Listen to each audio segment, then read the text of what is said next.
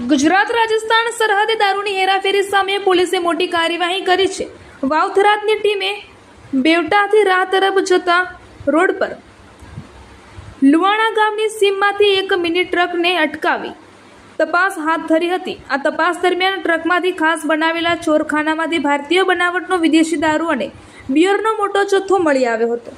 પોલીસે કાર્યવાહી દરમિયાન કુલ 24.63 લાખથી વધુનો મુદ્દામાલ જપ્ત કર્યો છે અને આ કેસમાં એક આરોપીની ધરપકડ કરવામાં આવી છે, જ્યારે અન્ય 2 શખ્સોને વોન્ટેડ જાહેર કરીને તેમની શોધખોળ શરૂ કરવામાં આવી છે।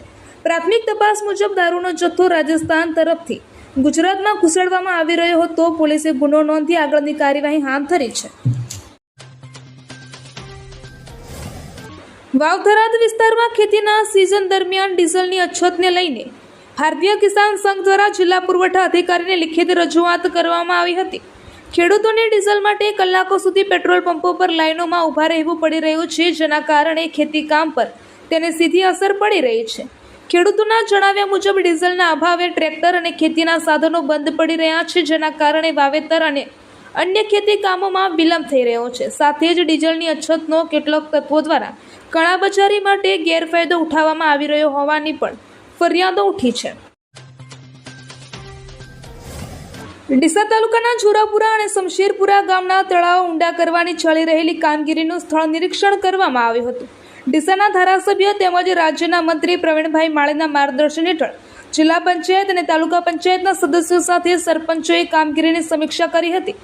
જળ સંચય અભિયાન અંતર્ગત હાથ ધરાયેલી આ કામગીરીનો મુખ્ય હેતુ તળાવોની પાણી સંગ્રહ ક્ષમતા વધારવાનો છે, જેનાથી વરસાદી પાણીનો વધુ સંગ્રહ થઈ શકે અને ભવિષ્યમાં ખેડૂતોને સિંચાઈ માટે પૂરતું પાણી મળી રહે। નિરીક્ષણ દરમિયાન અધિકારીઓ અને આગેવાનો દ્વારા કામગીરીની ગુણવત્તા તેમજ ઝડપ અંગે ચર્ચા કરવામાં આવી રહી હતી। સ્થાનિક ખેડૂતો માટે આ કામગીરી લાભદાયી બની રહેશે તેવી આશા વ્યક્ત કરવામાં આવી હતી। બનાસકાંઠા જિલ્લા પંચાયતના પ્રમુખ ઉપપ્રમુખ માટે 23મી મેએ ચૂંટણી યોજાશે। આજે પ્રમુખ ઉપપ્રમુખના દાવેદારોએ ફોર્મ ભર્યા હતા। ભાજપમાંથી જિલ્લા પંચાયત પ્રમુખ પદે વસંત પુરોહિતનું મેન્ડેટ આવ્યું છે, જ્યારે ઉપપ્રમુખ પદ માટે બબીબેન ચૌધરીનું મેન્ડેટ આવ્યું છે।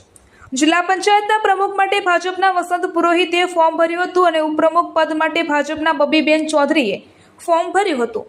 જિલ્લા ભાજપ પ્રમુખ કીર્તિસિંહ વાઘેલા સહિતના અગ્રણીઓની હાજરીમાં ભરાયા હતા આ ફોર્મ। આવતીકાલે જિલ્લા પંચાયત ખાતે યોજાશે પ્રમુખ ઉપપ્રમુખની ચૂંટણી। બનાસકાંઠાના કાંકરેજ તાલુકામાં કંબોઈ કંસારા રોડ પર લક્ષ્મીપુરા પાટિયા પાસે માર્ગની હાલત અત્યંત ખરાબ છે। આ મુખ્ય રોડ પર ઠેર ઠેર મોટા ખાડા પડી ગયા છે, જેના કારણે વાહન ચાલકો અને રાહદારીઓને ભારે મુશ્કેલીનો સામનો કરવો પડી રહ્યો છે। આ ખાડાઓના કારણે અકસ્માતોનો ભય સતત મંડરાઈ રહ્યો છે। ખાસ કરીને નાના વાહન ચાલકો અને દ્વિચક્રી વાહન ચાલકો માટે આ માર્ગ પરથી પસાર થવું જોખમી બન્યું છે। સ્થાનિકોમાં આ અંગે ભારે રોષ જોવા મળી રહ્યો છે।